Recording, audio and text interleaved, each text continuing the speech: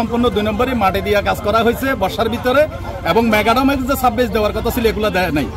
দ্বিতীয় কথা হচ্ছে যে রোলার দিয়ে যেভাবে ডলার কথা ছিল ওইভাবে ডলে নাই। এখন ওই রাস্তাটা যদি আমাদের থাকতো আমরা ওই রাস্তা দিয়ে চলাফেরা করতাম, ডাইভিটেশন রাস্তা দিয়ে। তাহলে এই রাস্তা দিয়ে চাপ দিছে তারা, এগুলার নিচে টেম্পিং হয় নাই, ডলা হয় নাই, মানে সাববেজ দেয় নাই, ম্যাগাডাম দেয় নাই, এই কারণে গাড়ি উঠে মানে ফলট খাইছে। কিছুদিন আগে 4-5 দিন আগে একটা সেনাবাহিনী 3 টন গাড়ি এখানে গাড়ি গেছে। এইভাবে প্রতিনিয়ত মানে 2-4টা ঘটনা এখানে ঘটছে। এটা হলো সর্বনিম্ন কাজ, এটা কন্ট্রাক্টরের নেগলিজেন্সির কারণে এগুলো হয়েছে।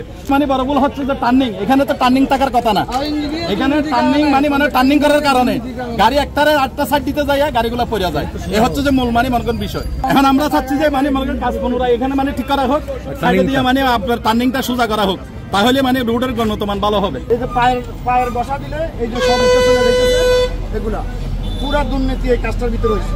আর এই ব্রিজের কাজটা এত, রাস্তার কাজটা এত নিম্নমানের হয়েছে এটা বলার মতো না। আপনারা রানিং যে কাজটা করতেছে এটা আপনারা পর্যবেক্ষণ করে দেখেন।